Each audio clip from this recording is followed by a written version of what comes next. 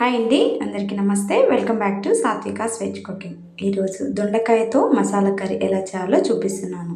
Taste అనేది చాలా బాగుంటుంది. మనము రోటీలోకైనా బిర్యానీలోకైనా మనకి చపాతీలో ఏ దానికైనా టేస్ట్ అనేది చాలా బాగుంటుంది. ఇప్పుడు ఫస్ట్ ఒక పావు కేజీ దొండకాయలు తీసుకొని వాష్ చేసి ఇలా వీడియోలో చూపిస్తున్నట్టుగా కట్ చేసుకోండి. అటు ఇటు కార్నర్ కట్ చేసుకొని మిడిల్లో ఇలా పట్టుకొని 4 పీసెస్లా ఇలా చేసేసుకోవాలి. ఓపెన్గా మనం నింపుడు వంకాయ అంటాం కదా, దానికి ఎలా కట్ చేస్తామో ఈ విధంగానే కట్ చేసుకోవాలి. అన్నీ ఇలా కట్ చేసుకొని ఒక బౌల్లోకి వేసి పెట్టేసుకోండి.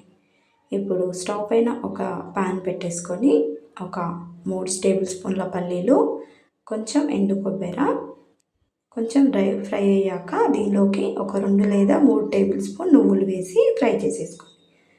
ఇప్పుడు ఇవన్నీ మిక్సీ జార్లో వేసేసుకున్నాక మసాలా ఫస్ట్ పట్టేసుకోవాలి కదా, దానికోసం దీనిలోనే కొంచెం పసుపు, 1 టేబుల్ స్పూన్ కారం, 1 టేబుల్ స్పూన్ సాల్ట్, కొంచెం తగ్గించుకోండి 1 టేబుల్ స్పూన్ కంటే. ఇప్పుడు దీనిలోకి కొంచెం ధనియాల పొడి 1 table spoon, 1 table spoon garam masala వేసేసుకొని మిక్సీకి పట్టేసుకోండి.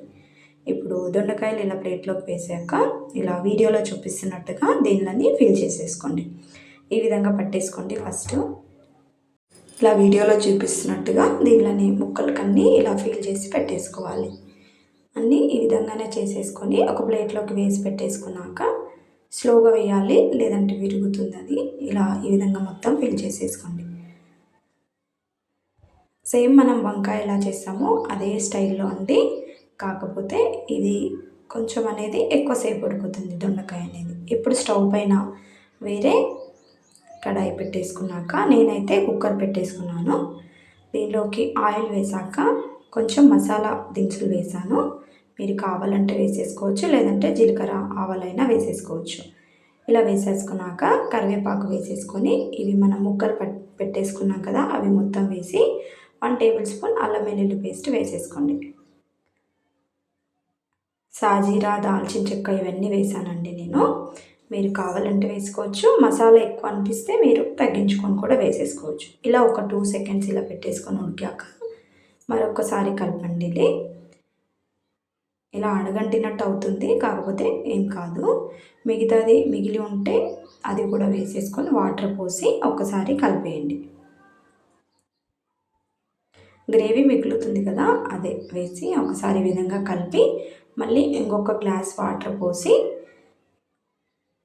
ఒక గ్లాస్ వాటర్ పోసాక దీనిలోకి కొంచెం కొత్తిమీర యాడ్ చేసుకొని ఒకసారి కలిపి మళ్ళీ ఒక 2 సెకండ్స్ ఉడకనివ్వండి దాన్ని అలాగా.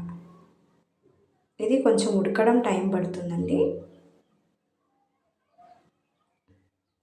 మళ్ళీ ఒక 2 సెకండ్స్ రిక్కా పెట్టి ఉడికించుకోండి. ఇప్పుడు ఆయిల్ అనేది పైకి తేలినంత వరకే ఉడికించుకోవాలి. చూడండి, ఈ విధంగా ఉడికితే సరిపోతుంది. అప్పుడు దొండకాయ అనేది పర్ఫెక్ట్గా అయినట్టు. ఇలా ఉడికాక స్టవ్ ఆఫ్ చేసేసుకోండి. అంతే అండి, దొండకాయ మసాలా కర్రీ రెడీ అయిపోయింది. టేస్ట్ అనేది చాలా బాగుంటుంది. మీరు కూడా తప్పకుండా ట్రై చేయండి. వీడియో నచ్చితే లైక్ అండ్ షేర్, సబ్స్క్రైబ్.